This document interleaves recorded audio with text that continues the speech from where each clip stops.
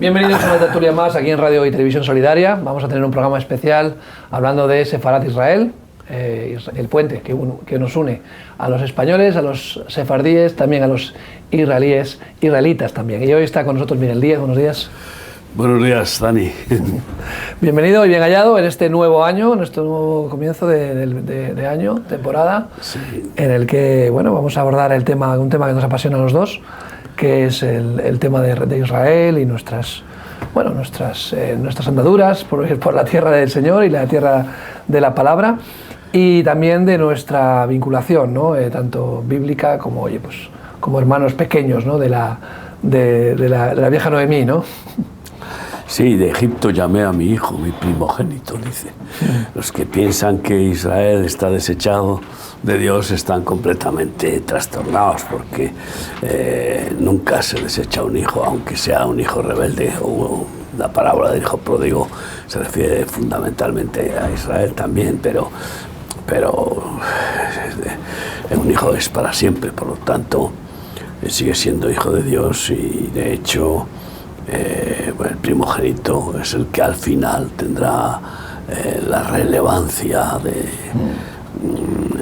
rematar la estrategia de Dios, el plan de Dios para la venida de Jesús a reinar 1000 años, porque está designado por Dios que 144.000 sellados, 12.000 de cada tribu de Israel, de las tribus perdidas, que Dios les sigue la pista, van a ser los que cumplan el objetivo de ser la menorá viviente, la Torá viviente, y de ser la sal de la tierra, que no fueron, porque realmente es una asignatura pendiente de Israel. Dios los dispersó por todas las naciones para que llevaran esa luz y las buenas nuevas, y no lo hicieron, ¿no? Y entonces, pero no pasa nada, Dios lo va a cumplir. De cierta manera sí lo hicieron, porque oye, los pocos discípulos de Jesús, que eran todos hebreos, ¿no? Liaron la que liaron, ¿no? En una generación cambiaron prácticamente el mundo, ¿no? Y transmitieron el evangelio a toda criatura en aquella época. Luego, claramente, ese testigo se politizó, ¿no? Y hubo se dividió en los dos, digamos, los hebreos anti-Jesús, digamos, y los pro-Jesús, y el Imperio Romano se apropió, ¿no? del movimiento cristiano, podríamos decir, ¿no? Y ya lo estandarizó, lo estableció como la religión oficial del Estado, ¿no? Pero hasta ese entonces la mayoría habían sido judíos, ¿no? Sí, cuando digo que no lo cumplieron es hasta ese momento. Eso es. A partir de ahí, pues oye, por eso Jesús dijo que la salvación viene de los judíos. Y para empezar, del judío Jesús, de María y José judíos, todos los profetas de la historia bíblica judíos, y luego todos los apóstoles judíos, etcétera, ¿no? Por lo tanto, y el libro es el libro de los judíos, el libro que nos ha dejado como manual la Biblia, que Jesús predicaba del Antiguo Testamento, era el libro de Israel, ¿no? Y por eso digo que no lo cumplió, pero que lo va a tener que cumplir, porque el plan es de Dios. Así es. No es ni judío ni gentil. Si unos pocos nacidos de nuevo con el bautismo del Espíritu Santo hicieron lo que hicieron en el primer siglo, imagínate los 144.000 llenos de fuego, ¿no? Será increíble, ¿no? Es algo que estamos deseando ver, ¿no? Eso arrasarán, completarán la profecía de que este evangelio será predicado en todo el mundo, y asombrarán, porque tendrán una unción muy especial. Nadie les puede dañar, porque el que quiera dañarlos recibirá el daño que quiere hacerles, ¿no? Eso es lo que especifica Apocalipsis. Y está empezando a brotar una búsqueda entre los judíos, incluso algunos ortodoxos, de quién es Jesús, ¿no? Y eso es una señal muy, muy clara de que se acerca un avivamiento en Israel, para lo cual primero tiene que terminar el tiempo de los gentiles, porque acaba el trabajo que hará el Espíritu Santo con la Iglesia, y comienza el gran avivamiento en Israel y el completar ese trabajo con los judíos, los israelitas, los judíos y de las demás tribus, ¿no? Hay una sensación en Occidente, sobre todo, ¿no? Yo no tanto hablo de Oriente o de los países en África, pero en el que la Iglesia está bastante estancada. Hoy leía, me mandaba un informe de que una tercera parte de los creyentes en Estados Unidos han dejado de asistir a la Iglesia desde la pandemia, pues azotados por un agotamiento, por una depresión, que no encuentran las respuestas, ¿no? En las iglesias locales. La Iglesia quizás está demasiado distraída con el espectáculo y no está siendo luz y sal, ¿no? Donde debe de serlo, ¿no? Bueno, pues tristemente la tibieza se ha establecido en una pandemia religiosa terrorífica, ¿no? En una gran parte de las iglesias, ¿no? Esa forma de vida cómoda de las vírgenes insensatas sin aceite, que no pecan por acción, no roban, no matan, no fornican, pero no hacen el bien y se quedan ahí pues estancadas. Además, con la pérdida de la confianza de que no hay nada que hacer, esto no tiene arreglo. He terminado de escribir un capítulo de las palabras proféticas que se refiere a las tentaciones del fin. ¿Qué tentaciones más sofisticadas y diabólicas, que son siempre las mismas a lo largo de la historia, porque no es nada original, Satanás, y le funciona bien. Lo que le funciona, no lo toques. Pero en este tiempo final, que además será corto, y ese es el problema, que se vuelve rabioso porque sabe que le queda poco tiempo, como dice Apocalipsis, pues va a sofisticar y va a ir al grano, es decir, va a ir a la cabeza, va a tirar a matar, no va a seguir con esa estrategia de poco a poco ir seduciendo, poco a poco, como ha hecho durante todo este aborregamiento de la Iglesia, que la ha ido seduciendo con el amor al humanizando, dinero, la ha ido humanizando con el buenismo humanista, ¿no? Entonces, no nos olvidemos, con un altar al mamón impresionante, donde el mamón reina en la vida cristiana occidental, por lo menos, ¿no? Donde el dinero es Dios y todo es alrededor del dinero, ¿no? Creo que ha introducido muy bien los baales, ¿no? Sobre todo el mamón dentro de la Iglesia, ¿no? Sí, esa ha sido una victoria impresionante de Satanás, meter el becerro de oro. Ya lo hizo al principio con el pueblo de Israel, que después de haber experimentado milagros, pero milagros y prodigios increíbles, alucinantes, o sea, absolutamente sorprendentes, que eran para quien los viera, este es el Dios y de aquí vamos, y quiero a muerte con este Dios, ¿no? Pero sin embargo, Moisés falta 40 días porque está en el monte con Dios y enseguida se montan a una bacanal y estaban echando hace unos días la película de Moisés. La de Echar los Gestos, la famosa. La echasteis vosotros aquí, ¿no? Buenísima, ¿no? Y entonces pues es terrible. Pues lo mismo. Lo que pasa es que con mayor delito, porque ese pueblo de Israel había estado 400 años esclavo de Egipto. Bueno, también muchos, la mayor parte de los miembros de las iglesias hemos sido sacados de Egipto, hemos sido sacados de ser esclavos del mundo, del dinero, de la carnalidad, ¿no? Pero los sacados de Egipto pues no tenían muchas luces, no tenían pastores supuestamente instruidos, con vara y callado, ¿no? Habían olvidado la Torá, muchos de ellos no tenían mucho todavía. Claro, y entonces estaban bastante contaminados con todas las costumbres de Egipto y por tanto, y en tan poco tiempo, pues Dios no pudo Moisés con su vara y con su callado ministrarle lo suficiente. Y luego, pues Josué, que fue el sustituto, pues tampoco tuvo que ser preparado antes de tomar el callado, ¿no? Y la vara. Y entonces tuvieron delito porque con los milagros habría sido suficiente ministración para buscar a Dios con toda el alma, y el que busca halla, ¿no? Pero la Iglesia tiene un delito mucho mayor porque ha conocido al Salvador y aquel pueblo no conoció al Mesías. conoció a un Mesías hombre. Sí. Porque Moisés es un tipo de Mesías, pero en realidad es un tipo de Cristo. Había incluso matado a una persona, había renegado de su pueblo, se escondió de Dios, o sea, él fue vamos, el antihéroe, ¿no? O sea, realmente Dios tuvo que decir, mira, a mí no me toques las narices, vas a ir y vas a ir. Sí, sí. O sea, que es increíble. Pero leía hace poco la parábola de Lázaro y el rico, ¿no? Y como el rico en el Hades le dice a Abraham, ¿no? Por favor, manda a Lázaro a mi familia, que si ven un muerto resucitar, creerán, ¿no? Y le dicen, no. A los profetas tienen, la palabra de Dios tienen, y te digo que si no han creído, aunque vean un muerto resucitar, no van a creer, ¿no? Y a veces somos así de duros, ¿no? Hemos visto un muerto resucitar, hemos visto, lo digo como creyentes, ¿no? Hemos visto a la mano de Dios actuar y nos falta fe, ¿no? Este es uno de los ataques que es a la cabeza, cuando he dicho a matar, sí. Y es robar la fe.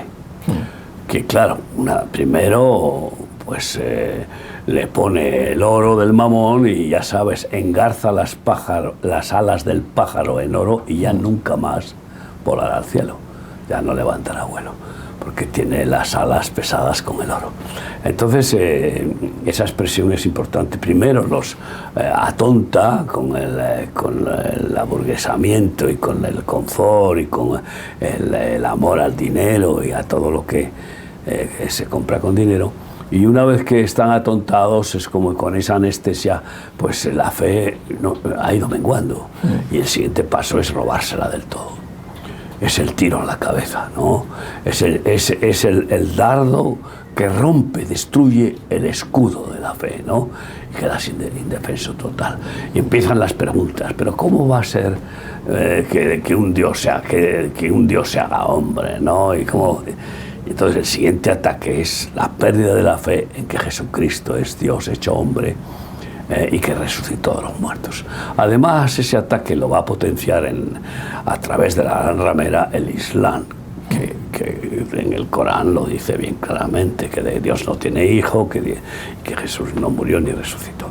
Y acabamos como muchas iglesias luteranas o del norte de Europa, que creen claramente que la Biblia es una historia de fábulas, que sí, que hay teólogos ateos, ¿no? Y que es una cosa surrealista, como la Iglesia Católica, creyendo en la evolución, que Dios, pues al final todo vale, ¿no? Da igual, la Biblia pues no es tan importante.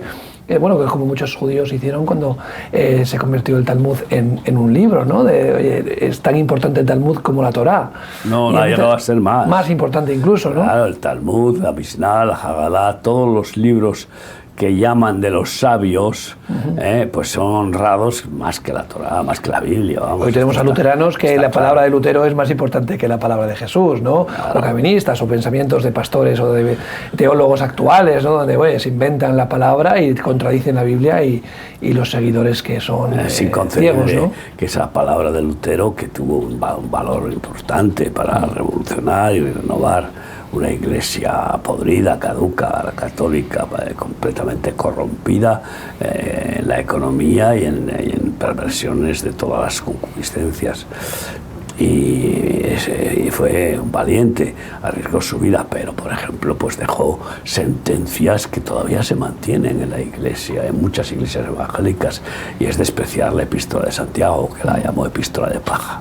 Esa es una epístola de paja, claro, ¿no? Porque le rompía el discurso, ¿no? Yo creo que es como esos ahora, ¿no? Los movimientos inclusivos, ¿no? Que quieren recortar la Biblia, ¿no? Dice estos versículos, están la traducción, o que Pablo era un misógino, es que Pablo habla en contra de las mujeres, o en contra de movimientos de las personas que tienen relaciones homosexuales. Vamos a recortar estas partes porque no encaja con nuestra iglesia inclusiva, en la que te aceptamos como eres. Aquí somos más buenos que Dios. Más buenos que Dios, ¿no? Porque este Dios hay que suavizarle, hay que cortarle las alas, hay que podarle. En lugar de que Él nos pode, hay que podarle sus mandamientos y recortándolos porque son abusivos. Porque es antiguo, está antiguado. Sí, la Biblia es muy antigua, ¿no? Pero esto ha entrado, el humanismo, pero con mucha fuerza. Con una fuerza terrible, y son las tentaciones que se potenciarán, y entre ellas, pues, perder la fe, como dijo Jesús en Lucas 18:8, al final de hablar de la parábola de la vida del juez injusto, de cómo el que pide recibe, incluso esa viuda pidió a un juez injusto hasta que consiguió que le hiciera justicia, pues, y como Dios, siendo juez justo, ¿cómo nos hará justicia? Al que clama el día y noche. Pues en el versículo 8 de Lucas 18 termina ese pasaje Jesús diciendo: pero cuando vuelva el Hijo del Hombre, ¿hallará fe en la tierra? Esta es la gran pregunta, porque serán muy pocos los que tengan ese aceite de la fe y del amor. Y claro, pues sin fe, olvídate, ya es la indefensión total. El que pierde el escudo está a merced del diablo, que le mete toda clase de flechazos envenenados en el corazón y en la mente, ¿no? Mentiras y trampas, ¿no? Claro, y lo siguiente es el ataque, lógicamente, a la pérdida de amor. Claro. Amor al prójimo. No tiene sentido amar al prójimo si esto no tiene arreglo. Si aquí no... ¿Qué puedo hacer yo por el prójimo? A causa de la maldad, yo ¿no? me voy a quedar amor, en ¿no? casa y yo aquí voy a procurar ser bueno, yo voy a ser bueno, pero... Sí, que cada uno haga lo que quiera con su vida, ¿no? Yo no me meto en la vida de los demás, no voy a tal, y que tampoco hay solución. Al final, el concepto de bondad está íntimamente vinculado a Dios. Si somos animales, como se predica hoy en día, no existe el bien y el mal, son instintos y solamente necesidades biológicas. Entonces, ¿para qué una trascendencia? ¿Para qué dejar, ¿no? Programación genética. Eso que es, es ¿no? Además a lo que se va a atender, a la robótica, la biorrobótica, claro.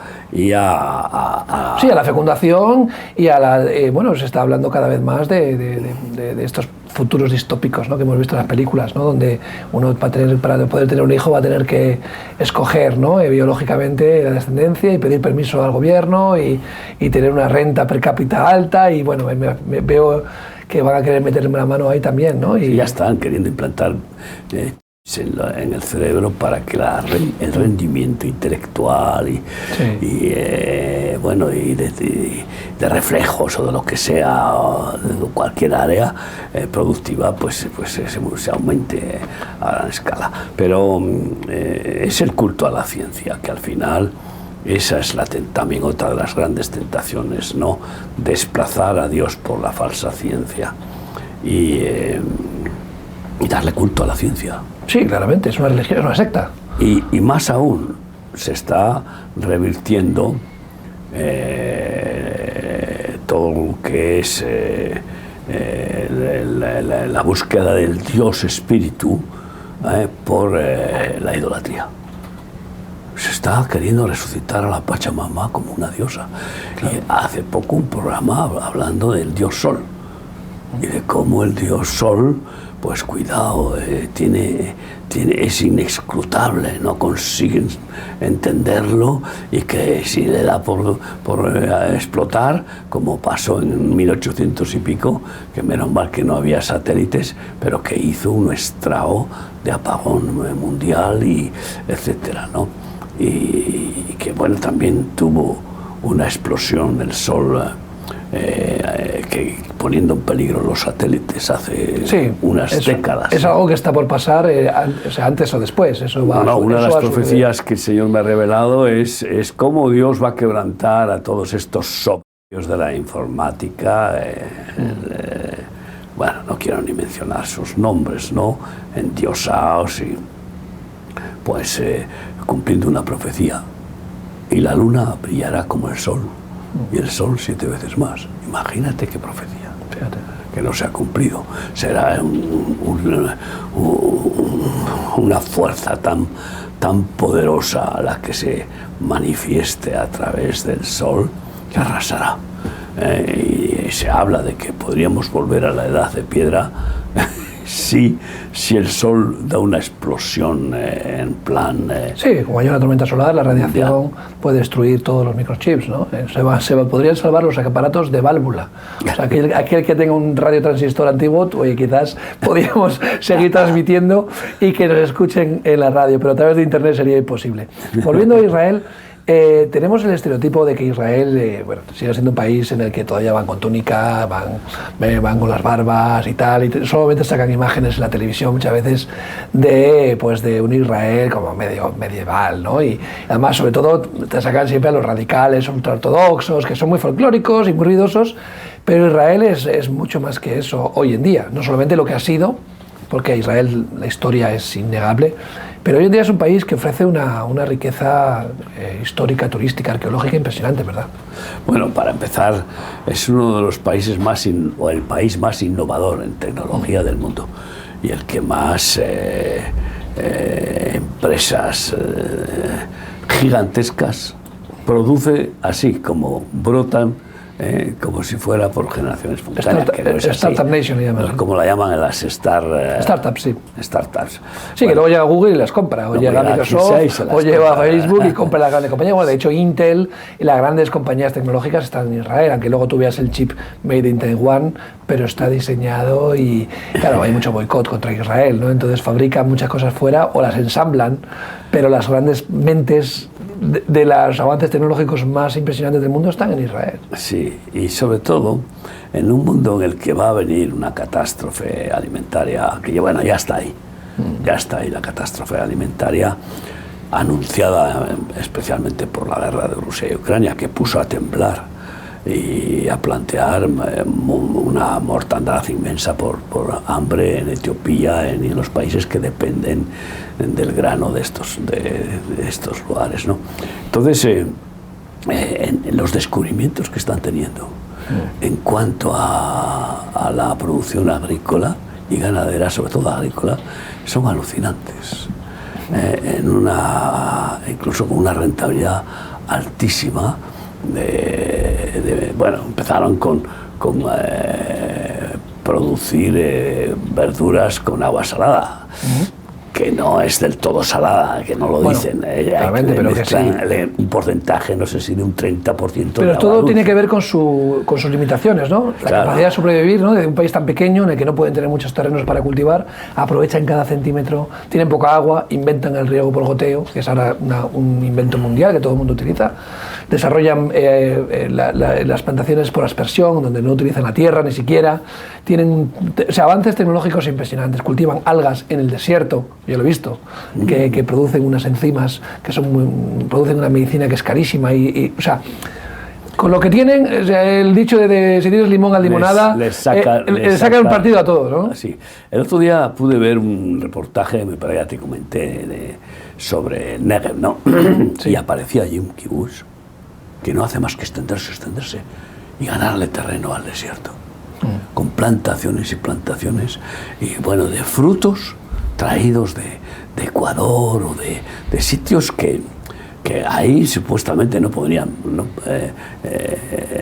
prosperar, ¿no? Y cómo los hacen prosperar y con una producción... Incluso la flora y la fauna bíblica, ¿no? Están rescatando especies que se creían extintas, han encontrado semillas de hace cientos de años, de plantas, de palmeras típicas, o sea, incluso se está hablando del león, famoso león bíblico, que lo están queriendo recuperar porque se fue hacia otros lugares del mundo, ¿no? Y además hacia África, y están queriendo traer esas especies de vuelta a su hábitat natural.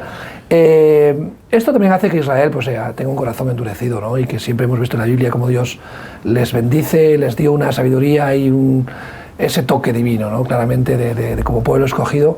En la Biblia vemos siempre, ¿no? La ascensión de Israel, dan la espalda a Dios y ¡pumba! Vuelven a caer, ¿verdad? Dios levanta a un profeta, se vuelve a levantar, se arrepiente, Dios perdona a Israel. Es la condición del ser humano, porque el ser humano es igual, ¿no? Pero Israel lo vemos a lo largo de la historia, ¿no? Y lo vemos en la Biblia y lo vemos también en la actualidad, ¿no? Claro, todo esto porque en realidad Dios ha sujetado a Israel hasta que llegue el tiempo de quitarles el velo a la maldición de la ley, y para que reflexionen que no la pueden cumplir y para que busquen realmente el auxilio del Espíritu, no de la letra, que no auxilia, que mata. Y entonces siempre pues ha manifestado el Espíritu de Dios Salvador, mesiánico de Jesús, en Ruach HaKodesh, a algunos escogidos, como los profetas, pero al resto, pues los tiene en un continuo discipulado, para que les llegue el momento en que aquí morimos. Se acabó nuestro orgullo, se acabó nuestro conocimiento que nos ha envanecido, se acabó nuestra seguridad en el dinero y solo ahora nos puede salvar Dios mismo. Y es cuando en esa situación siempre Dios se ha manifestado y les ha salvado, pero en este tiempo final se mostrará Jesús. Y yo creo que lo harán de una forma tremenda los dos testigos, que eso será impresionante, que Elías y Enoc, que no han muerto, vuelvan a Israel y cumplan sus ministerios proféticos y hagan bajar fuego del cielo. Lo especifica la palabra de lo que harán, y traigan plagas y ordenen sequía y no llueva, pues lo que hicieron en vida. Aarón y Moisés, ¿no? También, o sea, se repite un poco, ¿no? Esa vuelta al ruedo, ¿no? Que se cumplirá ese versículo tan famoso, ¿no? Mirarán al que traspasaron, ¿no? Y llorarán como el que pierde un primogénito, ¿no? Entonces, en ese quebrantamiento, pues muchos verán al Mesías, reconocerán a Jesús. Y esos son los 144.000,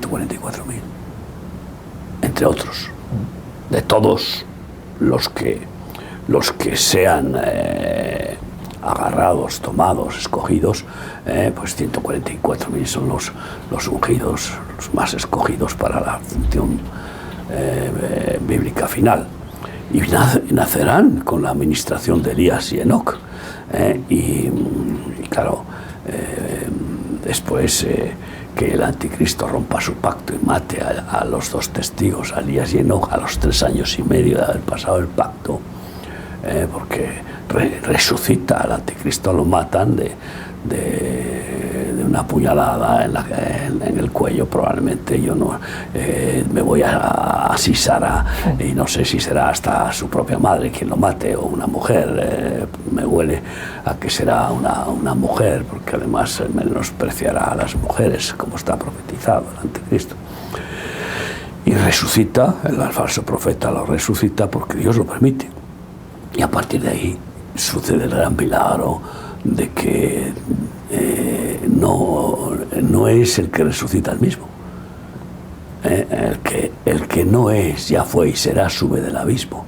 Y es cuando yo estoy convencido, ¿no?, de que el alma de ese anticristo, que ha gobernado durante 3 años y medio, baja al Hades y sube Nimrod para tomar ese cuerpo del anticristo, y Satanás mismo entra dentro de ese cuerpo de una forma posesiva directa. En ese caso, lo que quiero decir es que llega al templo reconstruido, que les ha llevado a engrandecerse ya a lo sumo. Y por eso que la palabra de Dios dice que el anticristo mata a los 2 testigos en el lugar donde fue sacrificado Jesucristo, el mismo lugar, es decir, en Jerusalén, que es Sodoma. Lo llama Sodoma a esa ciudad en ese tiempo, porque será pues la cuna de todas las idolatrías y peregrinaciones musulmanas, católicas, evangélicas y de todo tipo, y el gran auge económico, pues por la gran ramera que pasa de Roma a Jerusalén. Pero claro, los azotes de los 2 testigos son tremendos, ¿no? Primero por haber hecho el pacto con la muerte, que ese es el pacto que hace Israel con el anticristo, se llama así. Y cuando eso sucede, entra en el lugar santísimo, como entraron los otros anticristos, como Antíoco Epifanes o como Tito, y pondrá su imagen en el lugar santísimo y ordenará que lo adoren, como hizo Nabucodonosor en su reino, ¿no? Y esos 144.000 y todos los que arrastren huirán porque no pueden adorarle. Vamos, Daniel y los ¿Y a dónde huyen? A Moab, ¿no? A Moab. ¿Donde se encuentran con quién? Con el otro campamento que se había adelantado, ¿no? Un poquito al campamento. 3 años y medio ahí esperando. Y será la reunión de los 2 campamentos, ¿no? Eso es algo que es muy bonito ver, ¿no? El gran milagro de juntar de la unidad de judíos y gentiles que Pablo anhelaba tanto, ¿no? Ambos uno en Cristo Jesús. Pero cuando hemos hablado del Negev, al ver ese programa, pues a mí me despertó el llamado de que creemos que vamos a formar parte de los sefardíes que repoblaremos el Negev, porque lo dice Abdías 20, los cautivos de Sefarad repoblarán el Negev. Y digo, ¿será esto un aviso? Porque claro, no sé, no es normal que yo haya puesto ese canal, no sé cuál era, y que aparezca este reportaje. Yo no creo en las casualidades, ¿no? Y bueno, la campana lleva sonando mucho tiempo, la campanilla viene sonando años, ¿no? Con este quemazón, ¿no? Este anhelo, ¿no? No sé, Dios está poniendo algo en nuestro corazón, ¿no? Y pienso que este año podremos ir viendo más señales de que esto se acerca, de que vamos a ser esa moabita, vamos a ser los sefardíes y ciudadanos de Tarsis que llevaremos en brazos y en barcos y en las alas de la gran águila y como sea, en carros o burros, a los refugiados, a los que cumplen la ley ya, porque si no los matan. Y hay síntomas cada vez mayores de que van a intentar obligar a Israel a que devuelva el Golán, a que vuelva a las fronteras a la época anterior. Bueno, volvemos un año como el 22, en el que el país que más sanciones de la ONU ha recibido ha sido Israel, un año más. Pareciera que Israel es el único que comete ningún tipo de irregularidades o de atención para la ONU, ¿no? Qué curioso que la ONU, Israel es el país más sancionado, más corregido, ¿no? de la historia, como si todos los problemas en el mundo, o la gran mayoría, estuvieran enfocados en Israel, ¿no? Y el Golán siempre viene sonando. Siria, que aunque está en guerra civil, no ha renunciado y quieren recuperar los Pero sobre Golán, ¿no? todo, lo más grave de esta situación que está profetizando Zacarías, Jerusalén será piedra de tropiezo en el talón de todo el mundo. Y entonces van a querer, pero yo creo que muy pronto, a obligar a que Israel devuelva la Jerusalén vieja, la Jerusalén vieja, para que sea capital del nuevo Estado de Palestina, ¿no? Cuando oigo al presidente nuestro, tristemente, que habla de muchas cosas y bueno, y en ese afán de notoriedad de político y estratega mundial, bueno, tenemos pendiente el asunto de Oriente Medio.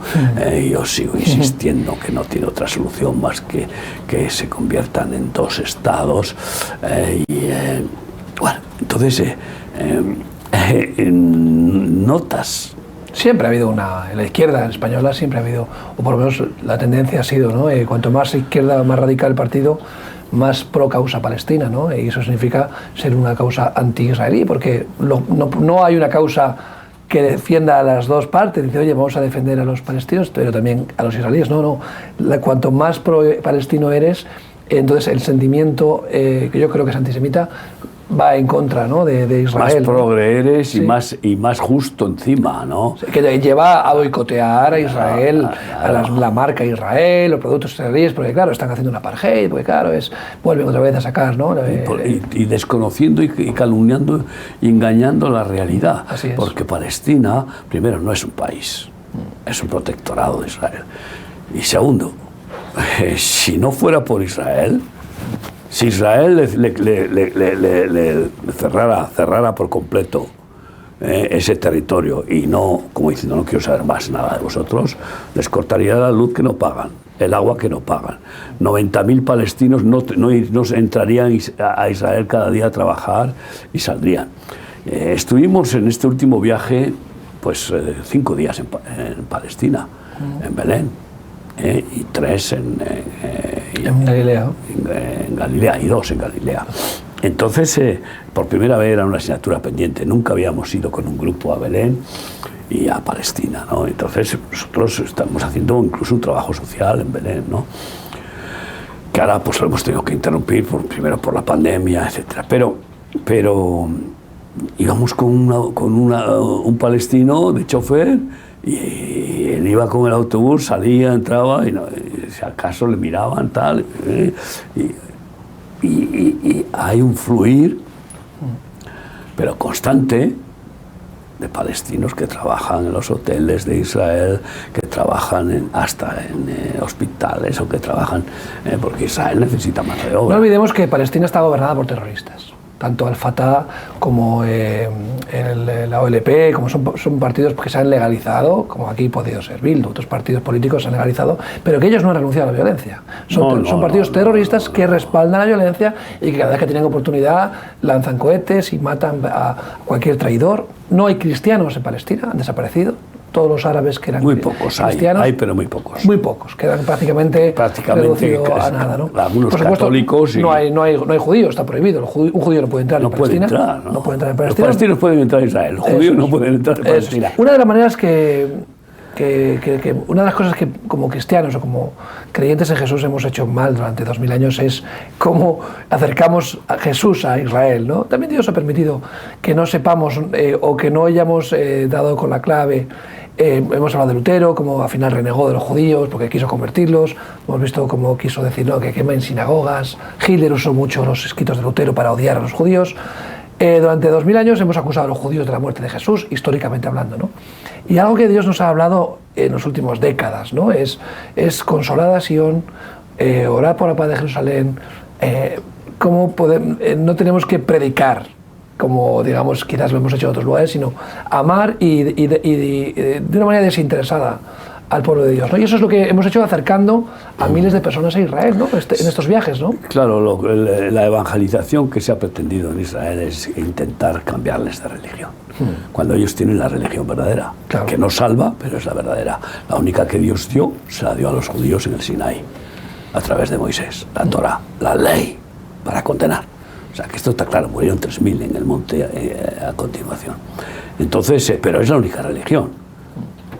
Que nadie piense que el que tiene la verdadera religión va a cambiar la religión. Lo que tiene que cambiar es ser liberado de la religión para aceptar a Jesús, al Mesías, al único que salva. Ninguna religión salva, solo Jesucristo, el Hijo de Dios, el Cordero de Dios, es el que pagó en la Pascua, sacrificando su vida para pagar nuestra factura de todos los pecados, ¿no? Entonces, nos ha faltado ser libres nosotros de la religión. Si tú no eres libre de la religión y vas con tu religión como bandera, intentas hacer prosélitos a los que no sean de tu religión. Y esto todavía continúa en un fanatismo. Hasta Mahoma lo intentó.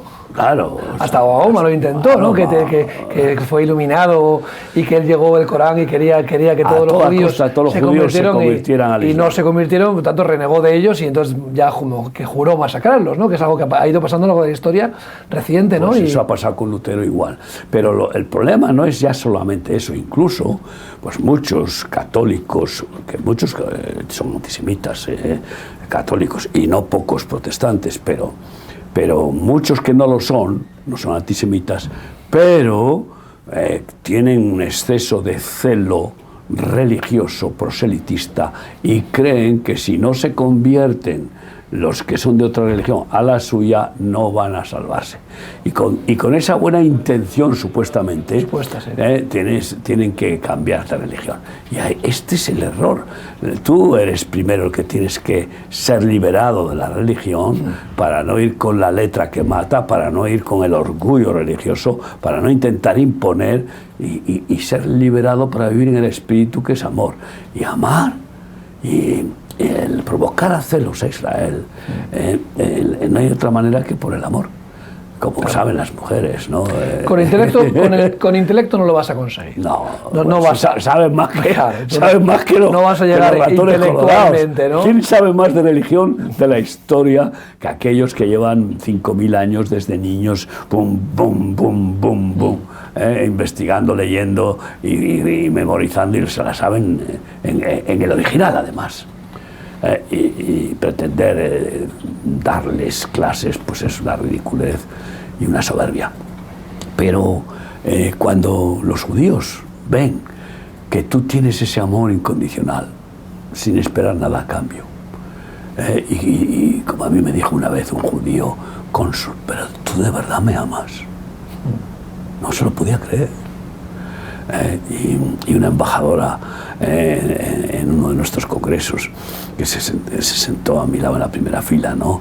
y que pusimos unas danzas de Israel y que había recibido testimonio, la habíamos hablado y que conocía nuestro ministerio, cómo en ese ambiente me agarra de la mano, me saca a bailar allí al estilo de David, levantando las piernas y tal y cual. Mi mujer se quedó, pero bueno, no se sintió celosa porque fue algo inocente, sanísimo, de lo que se llama que haya feeling, que fluya, ¿no? Y eso es cuando ven el gozo, por ejemplo. Ellos que tienen el Cantar de los Cantares, que es uno de los libros más excelentes que uno puede leer en la historia, saben lo que es el gozo, y de vez en cuando manifiestan el gozo. La fiesta de Purim se ponen a bailar y se ponen como locos, aunque es una alegría histórica y no es una alegría del espíritu, que es diferente, ¿no? Pero cuando ven el gozo en un goyín, en un gentil, que nos llaman goyín, que significa naciones. Naciones, es naciones o cerdo también. Bueno, es porque se ha acoplado. Inmundo. Claro, pero en cualquier caso dice, esto no puede ser. ¿Cómo es que este tiene lo que yo anhelo? Toda mi vida lo han anhelado mis padres. ¿Cómo puede ser que este tenga el shalom y yo esté con la pistola debajo de la falda o con la pistola en la camisa, dentro del pantalón? Y con miedo. Y este tiene una paz, pero que le irradia por los poros, ¿no? Y entonces eso les atrae. ¿Cómo no les va a atraer? Es que es una manera, de una forma muy digamos, orgánica, algo que no es buscado ni provocado. Yo lo he experimentado en Israel, en nuestros viajes, ¿no? Donde, oye, pues simplemente muestras tu corazón, ¿no? Y dejas que el Espíritu Santo haga la obra, ¿no? No es algo que tú puedas convencer. Yo no creo en el convencimiento, no creo en el convencimiento en el sentido de que puedas convencer a alguien. Creo que es el Espíritu Santo el que toca los corazones, ¿no? ¿Quién convierte? Vamos a convertir nosotros ni a una mosca, solo Jesucristo y el Espíritu Santo convierten. Entonces el verbo, la verdad, es la que, por oírla en la persona que abre su mente y su corazón porque tiene necesidad de la verdad y la busca, o porque Dios le ha dado la gracia, y entonces entra la fe acompañando ese conocimiento de la verdad como un regalo de Dios. Y tú y yo no podemos dar fe a nadie. No. Ni tu fe me vale a mí ni la mía a ti, cada uno. Claro, sí, pero podemos provocar, es personal. Podemos provocar y podemos crear esa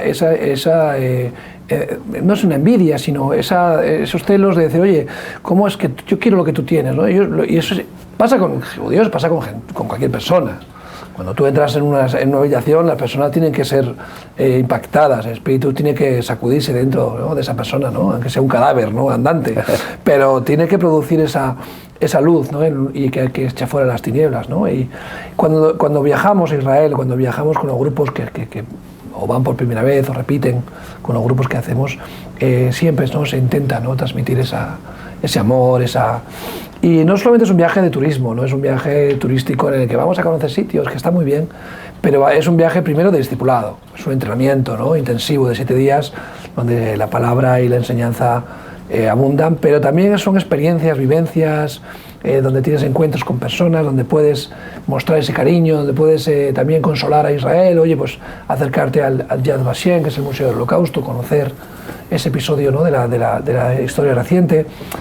No sé, en algunas ocasiones hemos ido a un kibutz, hemos celebrado un Shabbat, hemos tenido diferentes experiencias y vivencias, ¿no? Este último viaje, como decías, pues hoy visitando también el área en Palestina, también para conocer la realidad de esa parte, ¿no?, del Oriente Medio. Cada viaje es nuevo y hay algo diferente, ¿no? En cada viaje, cada vez que vas, ¿no? Y habrás ido unas 20 veces. 20 o 20 más, no sé, o 30. Más de 20. Sí, pues siempre hay algo nuevo, ¿no? Y algo, una experiencia nueva, ¿verdad? Porque el Espíritu Santo, pues incluso predicando el mismo texto bíblico, resulta que te da un matiz nuevo que se te había pasado, ¿no? Yo lo llamo las perlas, ¿no?, que surgen de seguir profundizando en las enseñanzas de Jesús. Pero luego además, las convivencias son diferentes, conoces personas diferentes. Lo primero es que se forma una estrecha amistad y fraternidad entre los miembros del grupo. Eso en este último viaje ha sido glorioso, ¿vale? Pero no sé si podemos ver algunas imágenes. Corazón. Podemos ir viendo, durante el programa vamos a ir viendo algunas imágenes de este último viaje, sí, para que las personas que están viendo el programa puedan disfrutar de esto. Fíjate que en este último viaje todos han dicho queremos volver y quisieran volver este año otra vez, pero yo sé que alguno quizá no va a poder, pero es importante decirles a los que nos están viendo que en este año, si Dios quiere. Estamos viendo las imágenes del grupo, pues gozoso, bailando, ¿no?, en el barco que cruza el mar de Galilea, ¿no?, intermediarios. El mismo barco, sí. Y la alegría, ¿no?, y el gozo, ¿no?, de estos viajes, que son experiencias, la verdad, que muy bonitas, ¿no? Bueno, aquí estas imágenes se nos han colado, estas son de una entrevista tuya. Aquí volvemos a Capernaum, ¿no? Creo que esto es Cafarnaum, donde estás viendo la famosa sinagoga, ¿no?, que se mantiene muy en pie del primer siglo. Y los lugares son increíbles, nos da pie siempre, ¿verdad?, a conocer más la palabra, a verla más en 3 dimensiones, ¿no? Experimentar un poco Está la sinagoga, así de Capernaum, en el pueblo donde vivía. Creo que se están mezclando las imágenes. Esta imagen no es del viaje. Esta ya no. No, sí, este es el barco. Sí, es el barco. Vale, sí, este es el barco. Estoy predicando ahí. Eso es, así como dentro del barco. Que también es una evidencia muy bonita, el mar de Galilea, que nunca ha tenido tanta agua, que es increíble que esté teniendo tantísima agua. Sí, esa es una bendición. El mundo está en sequía, pero oye, en Israel parece que ha habido una buena recogida de agua. Que también es fruto de la oración, porque hemos experimentado que oramos para que llueve, ¿no? Al estilo de buscar la unción que Dios le dio a Elías en ese área, nos la ha dado, y ya nos conocen allá un poco como los que traen la lluvia, ¿no? Un guía, ¿no?, que te ha acompañado muchos años, ¿no?, Pinjas, que creo que ya está jubilado, no lo sé. Sí. Él decía siempre, ¿no?, que cada vez que nosotros íbamos, él veía que iba a llover, ¿no? Al principio no se lo creía, era duro, era incrédulo, pero veía los frutos, ¿no? Y decía, oye, al final por los frutos conoceréis, ¿no?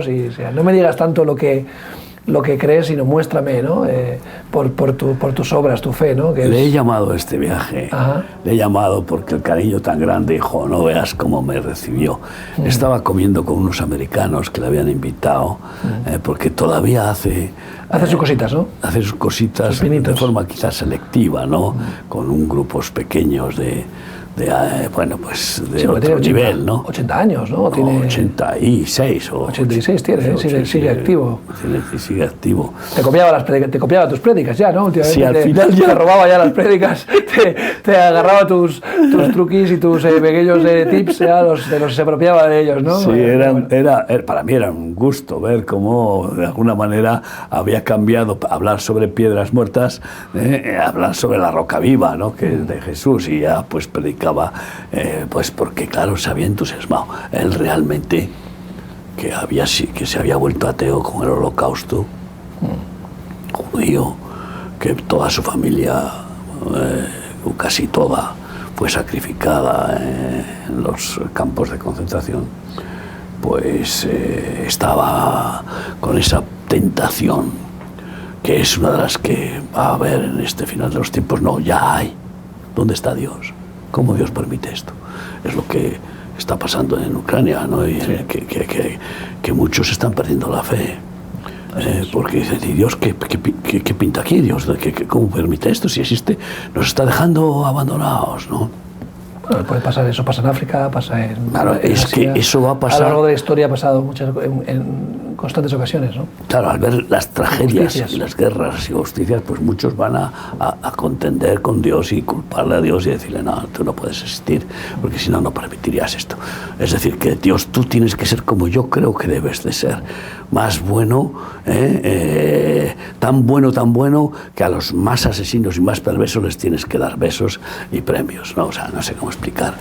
No, y que los líos en los que estamos metidos son líos que nos hemos buscado nosotros. No, no. O sea, Dios permite, bueno, si es el hombre el que tiene la autoridad para permitir o no. Dios delegó, le dio libertad al hombre para escoger. Sobre todo por rebelarse contra Dios. Eso es. El problema más grave que ha tenido Ucrania precisamente es que un país muy cristiano, ortodoxo en gran parte, y quizá la más grande, ortodoxo y evangélico, y un poco católico, con muy poco islam, y resulta que se pervirtió porque entró el mamón de Estados Unidos hace 30 años y con toda clase de corrupciones financieras y toda clase de aberraciones contaminó a los cristianos y a los dirigentes.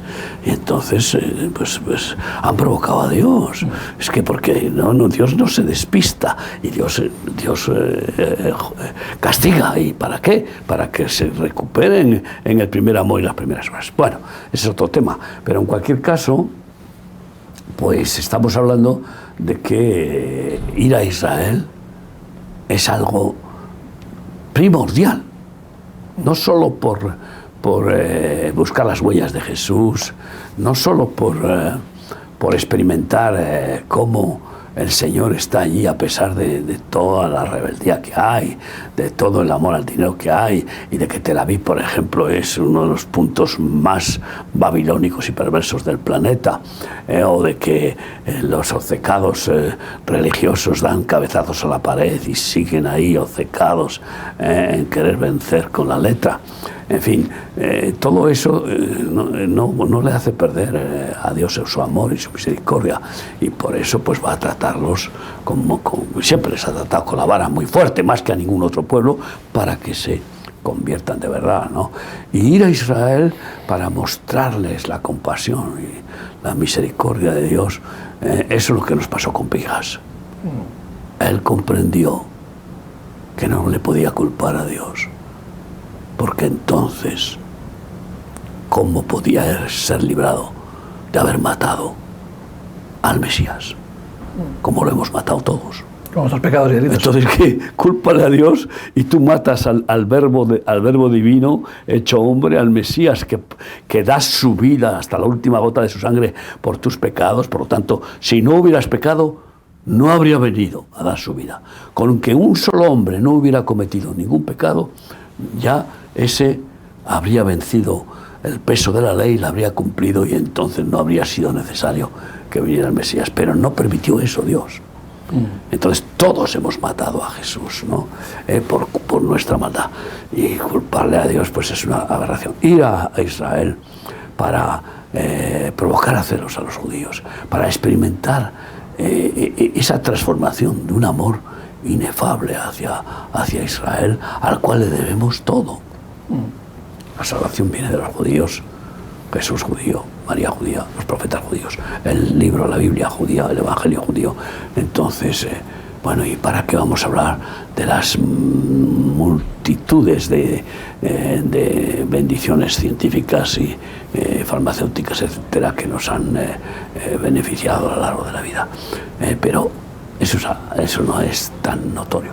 Lo importante es que ahí, en Israel, está nuestra raíz, y que es nuestra cuna, y que los judíos van a ser salvados, el remanente que quede, y vamos a pasar la eternidad con ellos, y que es una gratitud que quiere despertar el Espíritu Santo. Y por eso pues tenemos pensamiento de viajar este año, por lo menos 2 viajes. Habíamos querido hacer 3, pero bueno, después de no haber hecho ninguno durante varios años y haber hecho uno por fin el año pasado, pues bueno, vamos a ver si el Señor nos da la gracia para hacer 2 completos, y uno en agosto y otro probablemente final de noviembre o primeros de diciembre, y desde aquí ya lo decimos. ¿Para qué? Porque en el último viaje alguna persona tuvo que dar fuera porque se cerró el cupo, y entonces es momento ya de recibir reservas para viajar con nosotros. Esta vez no nos quedaremos en Palestina en ninguno de los 2 viajes, nos quedaremos en Jerusalén, para tener otra forma diferente. Es más práctico para poder movernos con más libertad dentro de la ciudad vieja, y también pues, poder entrar y salir más de la ciudad y sin tantas complicaciones con el tema de precisamente de que el guía no puede entrar en Belén, de que no se puede tener invitados judíos en nuestro congreso que realizamos por las noches en el hotel, y que un rabino, claro, que está, vamos, con un amor por nosotros tremendo, y que tiene... no puede participar con nosotros de las veladas nocturnas. Suele participar en nuestros congresos todos los años que hemos tenido, ¿no? Es algo práctico, ¿no? Entonces invitamos a las personas que están viendo este programa o que están escuchando. También si estás viendo esto a través de las redes, desde fuera de España, en Latinoamérica, se puede hacer también el viaje. Puedes venir a España y acompañarnos desde Madrid, o puedes viajar directamente a Israel. Es cuestión de que nos lo consultes y que podamos ver para que podamos darte una plaza en este viaje, que Dios mediante será en agosto, y en la segunda ocasión será finales de noviembre, principios de diciembre. Tenemos la página web sefaradisrael.com, también en las redes sociales, en Facebook y demás habituales, y si no, a través de la página web de la radio, del formulario de contacto de la televisión, también podéis pedir información para acompañar a Miguel y al resto del grupo en estos viajes próximos a la tierra de Israel. Miguel, se nos acaba el tiempo. Sí, una cosa más, decirles que en el segundo viaje pues tendremos nuestro Congreso de Palabra Profética en Jerusalén, no sé si es el 13 o el 14, y piensen, ustedes pueden viajar desde cualquier parte del mundo. Así es. O sea, que esto está claro, es eso, y de hecho han venido algunas personas de otros países en este viaje anterior, entonces ya tomen la decisión y hagan la previsión de fondos y de calendario para que no se lo pierdan, por una razón. Podremos, después de lo que está produciéndose, fabricándose en el mundo de antisemitismo, de bloqueo, etcétera, ir a Israel. Algunos no podrán, porque van a ser